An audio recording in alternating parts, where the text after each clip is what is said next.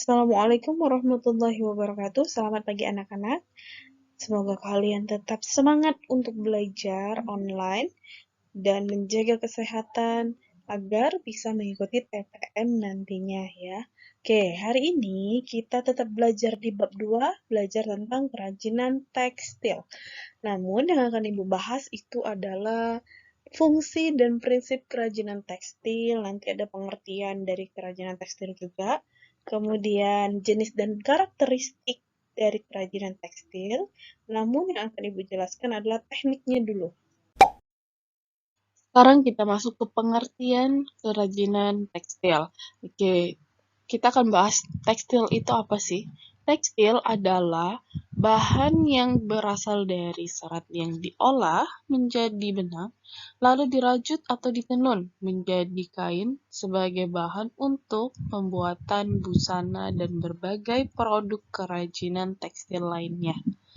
Nah, itu adalah pengertian dari tekstil.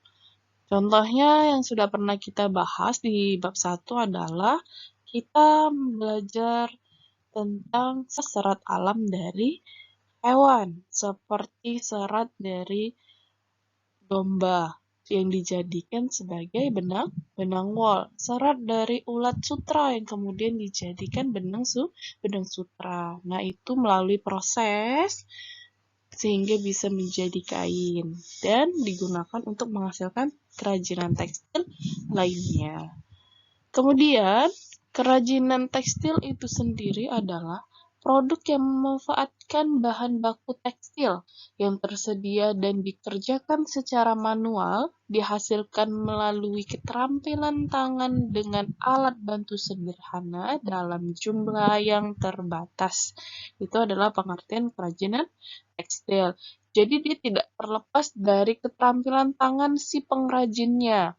Contohnya, kalian tahu eh, sapu tangan rajut, nah atau baju rajut, oke, tas rajut, nah itu semua menggunakan keterampilan tangan.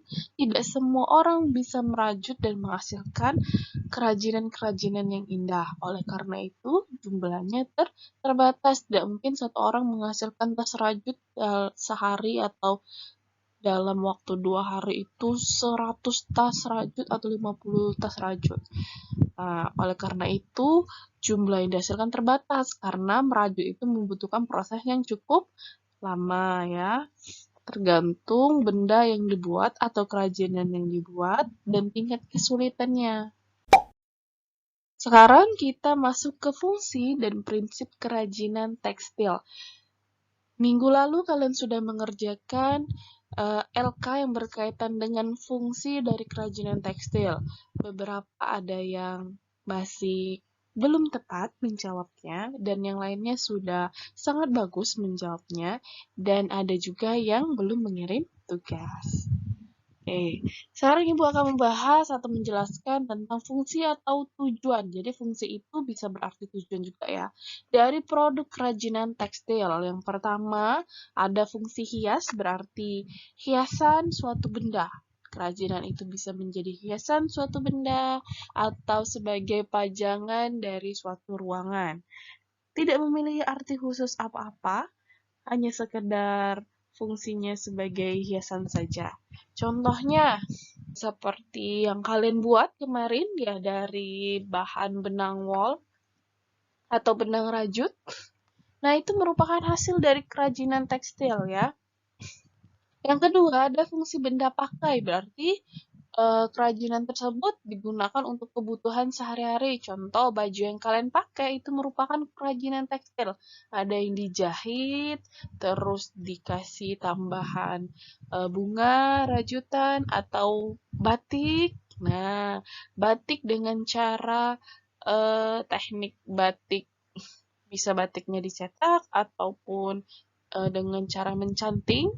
Oke, kemudian Apalagi topi rajut atau shawl. Nah, ya, itu adalah fungsinya sebagai benda pakai. Kemudian, fungsi kelengkapan ritual. Jadi, kerajinan tersebut mengandung simbol-simbol tertentu yang berkaitan dengan kepercayaan dan spiritual atau biasa diperlukan untuk acara adat, bisa pernikahan, bisa kematian ya, dan lain-lainnya. Contohnya, kalau di buku itu kain ulos ya.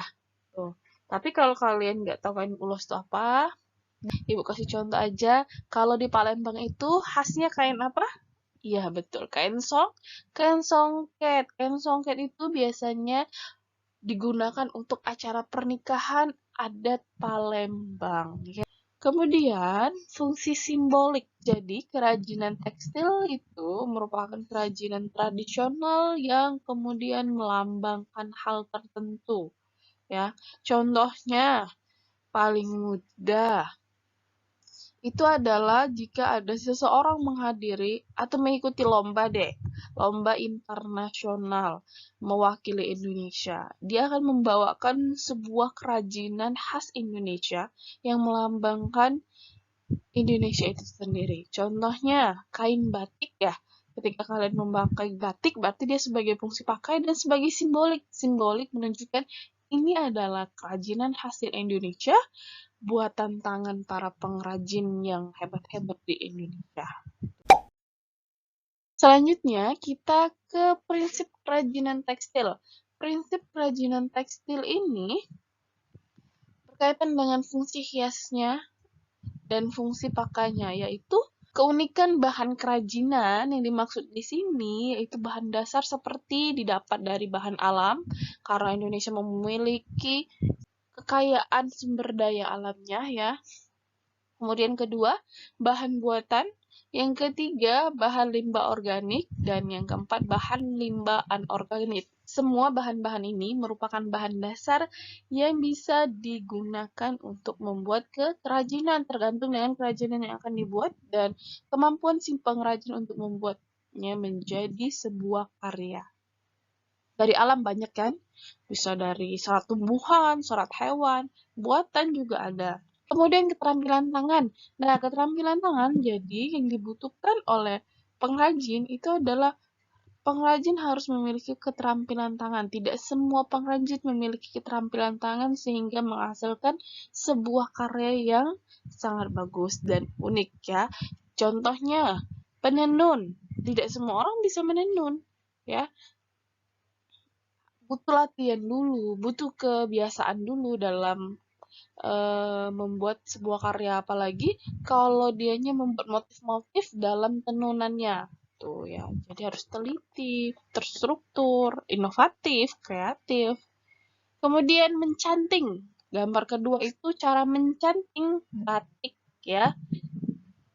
Nah, tidak semua orang pun bisa menggunakan alat ini, meskipun ada sekarang alat modernnya. Nah, tapi ini menggunakan keterampilan tangan dan menggunakan ketelitian dalam melakukan pencantingan, ya. Kemudian ada unsur estetik. Jadi kerajinan tekstil yang dibuat itu harus mengandung unsur estetik, yaitu keindahan dari si karya yang dibuat. Kemudian ada unsur hiasan atau ornamen. Nah, ini adalah tambahan dari kerajinan atau karya-karya yang telah dibuat. Contohnya seperti ini. Kemudian, ini adalah tas rajut. Ornamennya dipikirkan agar menghasilkan tas rajut yang bagus ya. Selanjutnya, kita akan membahas tentang teknik pembuatan kerajinan tekstil. Sebelum kita ke jenis dan karakteristiknya, kita perlu membahas tekniknya secara umum ya. Ada dua jenis, yaitu struktural teknik atau teknik struktural. Teknik ini adalah susunan dari garis, bentuk, warna, dan tekstur dari suatu kerajinan tekstil yang dibentuk dari bahan yang dijalin sesuai dengan teknik pembuatannya. Jadi, si teknik ini akan menghasilkan karya yang lebih klasik, unik, rumit, dan detail atau memerlukan ketelitian.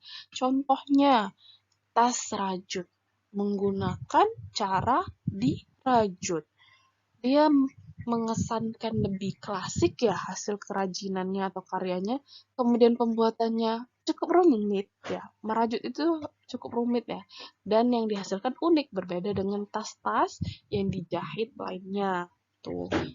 Dan dia memerlukan keterampilan tangan secara manual sehingga si pengrajinnya harus teliti dalam pembuatannya. Kemudian ada dekoratif teknik atau teknik dekoratif, yaitu sentuhan atau perlakuan yang diberikan pada permukaan busana atau kerajinan yang memberikan efek visual dan memperindah penampilan. Jadi cuman sekedar tambahan hiasan saja dari suatu karya kerajinan tekstil ya. Jadi dianya tuh cenderung hanya menghias permukaan benda tersebut. Contohnya tas yang dijahit. Ini tas kain ya. Tas kain yang dijahit kemudian dikasih tambahan ya, sentuhan sulaman. Tuh, itu pitanya disulam ya, menggunakan keterampilan tangan secara manual. Demikianlah pembelajaran hari ini yang bisa Ibu sampaikan. Cukup singkat dan semoga kalian semuanya paham. Terima kasih untuk waktunya. Kita tutup dengan mengucapkan Alhamdulillah. Assalamualaikum warahmatullahi wabarakatuh.